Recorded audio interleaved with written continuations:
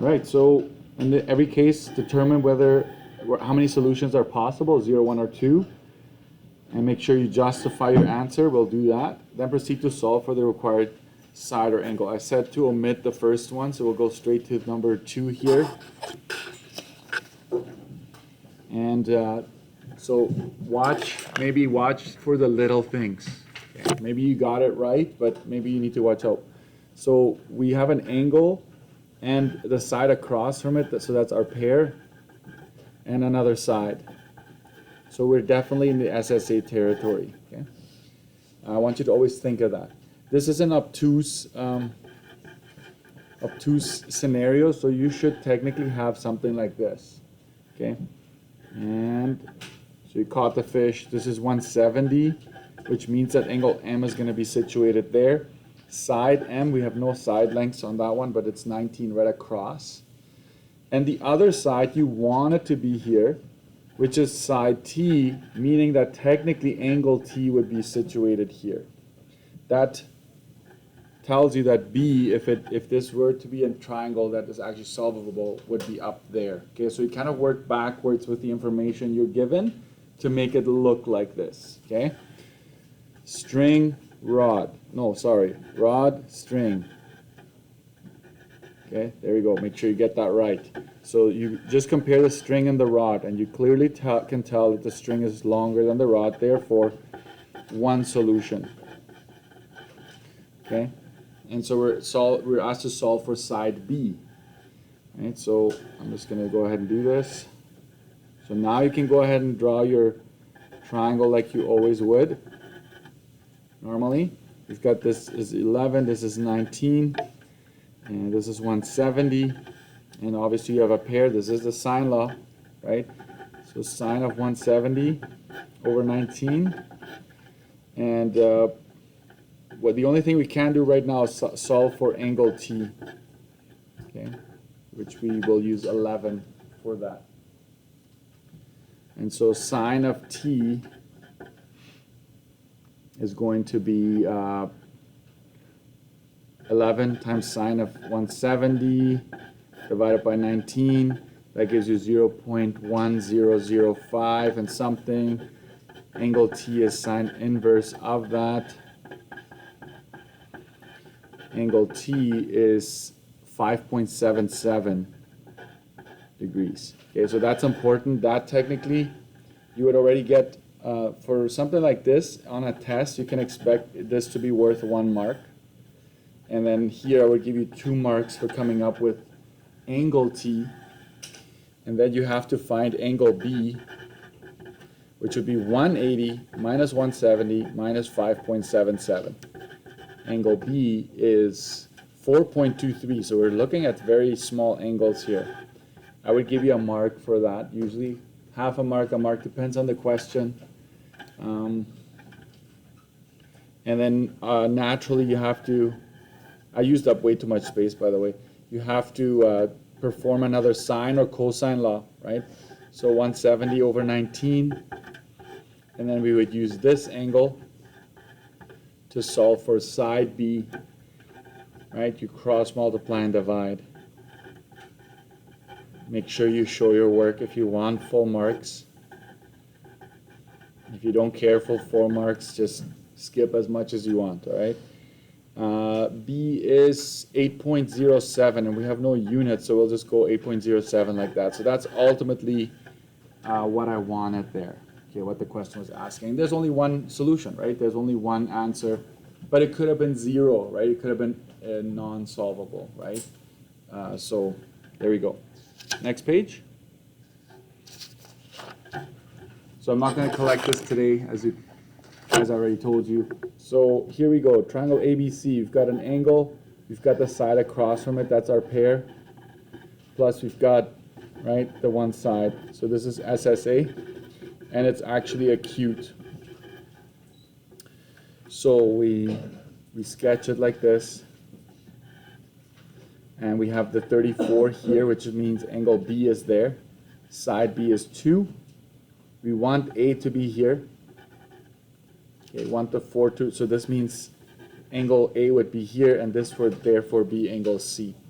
rod and string, okay? So we notice that our string is shorter than the rod, okay? We need to find the height. That'd be 4 times sine of 34. The height is 2.24, okay? And so we notice now when we compared the string and the height that the string is also shorter than the height. So if it's shorter than both of those things, right, no solution. Or 0 triangles, I'm fine with that. Okay? So you can't solve this one. Even if you tried, you should have noticed math error. What's going on here? It means that based on this, if you were to actually try to build this to scale, this side would just not touch the ground. Like it would just, you just couldn't close the triangle. Okay. All right. And now the long one here. So pay attention to this one. You should have. I hope the amount of space gave it away here, how much work is required. Anyways, angle B, side B, pair, plus another side. Okay, then we know this is an SSA and this is acute.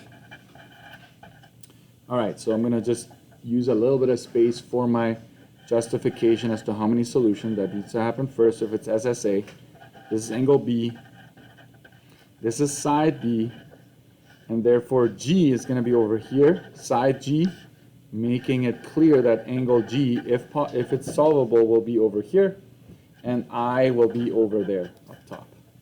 Okay, so we figure out that side, this is my rod and string, make sure you indicate that. String is shorter than the rod, find the height.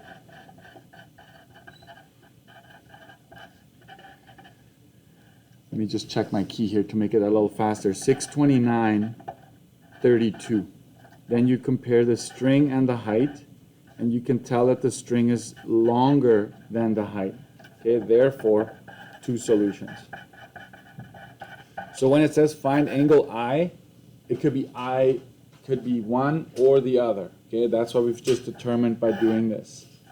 So I'm going to do this. So my first one is going to be the one that swings out, where this string swings out like this. So BIG. This is 1,000. This is 900. This is 39. I'm going to call this 1, 1 like that. I'm going to solve that first. And the second one is going to look like this. B stays the same. It doesn't change. This is G2, I2. This is 900. This is 1,000. Okay, so that all stays the same. They're asking us, this question is only asking us for I, right? So we know there's 2 possible answers. That's what we're going to do. So we're going to go sine of 39 over 900, sine of G1 over 1,000. Okay, so our first step is to solve for angle G1. So that's 1,000 times sine of 39. So yeah, this is somewhat important to not spend too much time, right? You kind of have to be pretty good at just going with it. We get 0. So I'm just going to go ahead. This is okay to do that. Inverse of 0.699, and that keeps going. So take the inverse of this. And so angle G1 is 135.60. No, sorry. I mixed it up on my key. 44.37. 44.37. And that means that angle I1, okay, I1 up there is going to be 180 minus the 39, minus this one, minus G1 that I just found. Okay. Let me bring this up. Angle I1 is 96.63.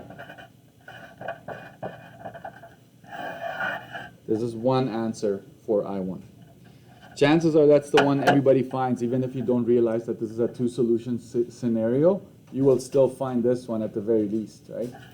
So then the next one is a lot easier, folks.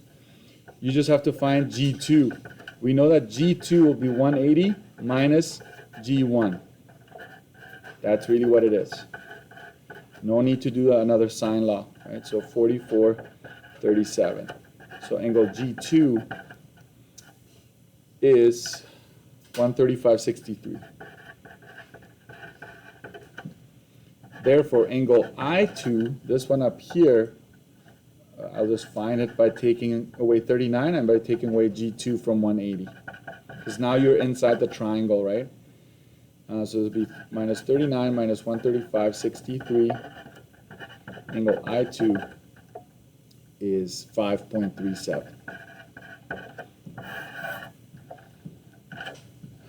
I will be okay there, honestly, but if you say angle I is equal to 5.37 or 96.63 is that's the textbook answer here. But if you do the I1, I2, I'm fine with it. You're telling me that it could be either or. What's the point, Mr. Dixon? Like, why? It's like, well, you're basically showing somebody else, like, oh yeah, well, the info you gave me isn't good enough. It could be this or this, right? So which triangle, which building do you want me to build? Do you want me to build this one or this one? Well, guess what? I'll tell you both, right? I'll give you the answers to both just in case, right? So you're like outsmarting that person. That's basically what this is trying to show here. That it's ambiguous, like we don't know. You have to be clear as to what you want, okay? That's it. You can pack this, frame it,